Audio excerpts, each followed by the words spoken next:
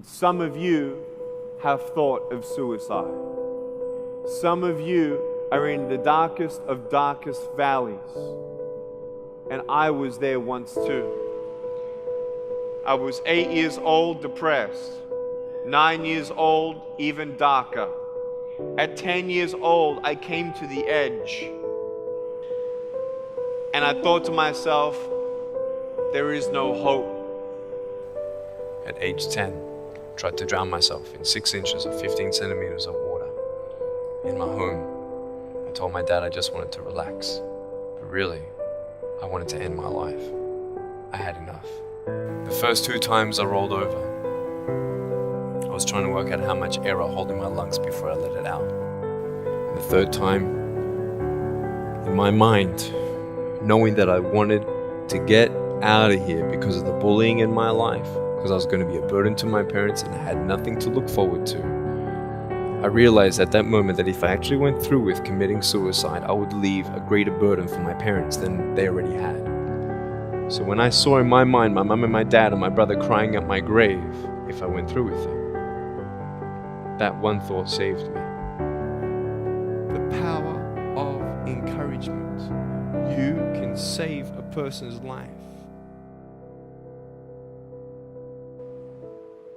You may have arms and legs, but unless you know 3 things. Number 1, who are you and what your value is?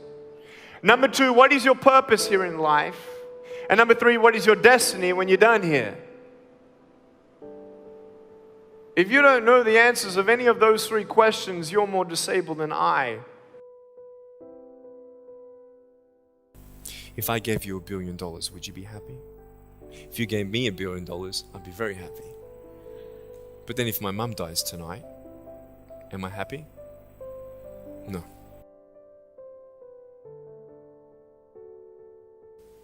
Life is worth living when you find purpose. Nick, I don't know what my purpose is.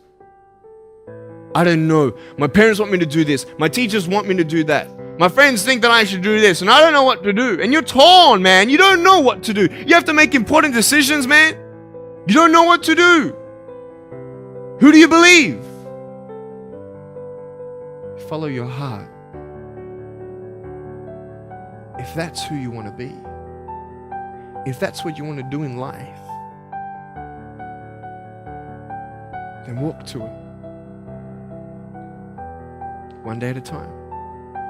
You got to come to the truth of knowing who you are and why you're here. William Barclay, he said, the greatest 2 days in anyone's life, the day you were born and the day you knew why.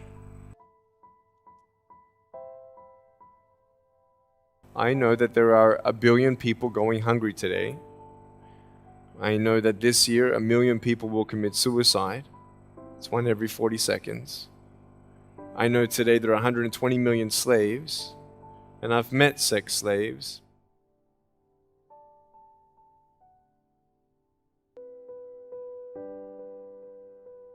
So many people tease each other. Oh, you know, you're too short, you're too tall, you look whatever. Different hair and all that. It doesn't matter. See, the thing is, when you're in school, when you're growing up in life, it actually sort of matters to people how you look. And then it matters to you because it matters to others. Why? Why does it matter how you look? Because if they don't like you, then who will? If they don't accept you, then who will? I know so many teenagers who look themselves in the mirror and wish that they had a different body. I want to ask you, what are you going to believe? Are you going to believe in yourself? Are you going to believe everybody else's judgment on you? Are you going to believe people when they say that you're a failure? No one really likes you. No one really cares about you. That's what this world is. I want to look like her. If I was taller, shorter, smarter, more popular, whatever you want. It's not enough. And the fear that we have is that we're going to be alone, that we're not good enough. And we have to change ourselves. And so many people put me down and say, Nick, you look too weird and no one's really your friend and you can't do this and you can't do that. And I couldn't change anything. It's not like just fixing my hair one day and everything's fine. It's not like, just whatever. I couldn't change my circumstance. I couldn't just one day wake up and say, hey, give me arms and legs. I need arms and legs. But it was so hard because people put me down. And I started believing that I was not good enough. I started believing that I was a failure. That I'd never ever be somebody who people would like or people would accept. And it was so hard, man. I thought to myself, I can't go on the soccer field like everybody else, and I can't ride my bike, and I can't skateboard, and all these sort of things. And I started getting depressed. I thought, what kind of purpose do I have to live? I mean, are you just here to live to die? I mean, is there not a purpose for me? Is there not a purpose in life?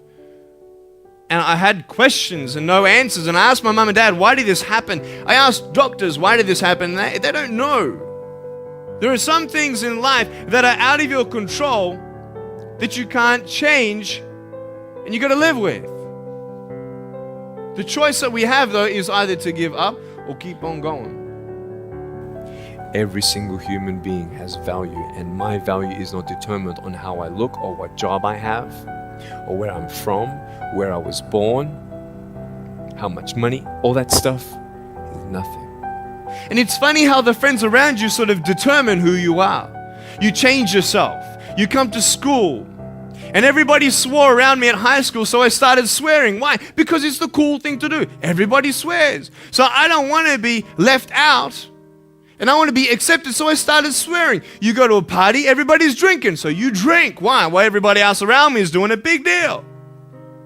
And you start losing yourself, and you start putting your security in temporary things. You start putting your happiness in things that won't last. You can get drunk all you like, but in the morning, you're going to be sober with a headache with the same problems. Nick, you're not good enough. Nick, just give up. Nick, you're never going to get a job. You won't get married. You can't even hold your wife's hand. What kind of a father are you going to be if you can't even pick up your kids when they're crying?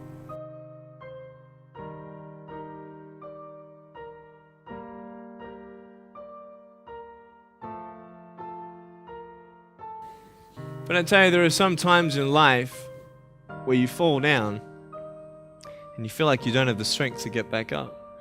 Because I tell you, I'm down here, face down, and I have no arms, no legs. It should be impossible for me to get back up, but it's not.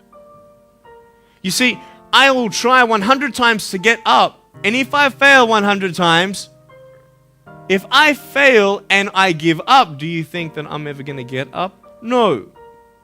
But if I fail, I try again and again and again. For as long as I try, there's always that chance of getting up. Does that make sense? And it's not the end until you've given up. And just the fact that you're here should persuade you that you have another chance to get back up. That we have a choice, either to be angry for what we don't have or be thankful for what we do have. You have a choice every day you come to school to either tease somebody, gossip about somebody, or you can go up to them and encourage them. There's still hope.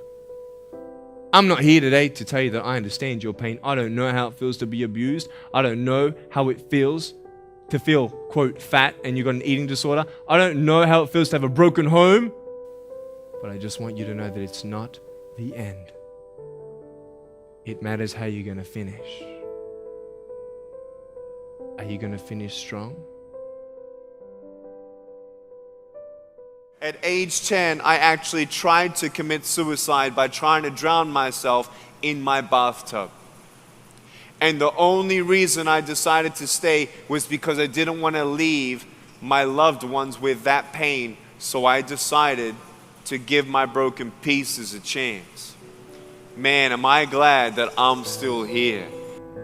Today, I still have no arms, no legs, but everything's changed. When I'm 24 years old, 5-6 years ago, I was in California, and I never met anybody else like me. When I was 10 years old, I wish I would have met somebody like me. Never did.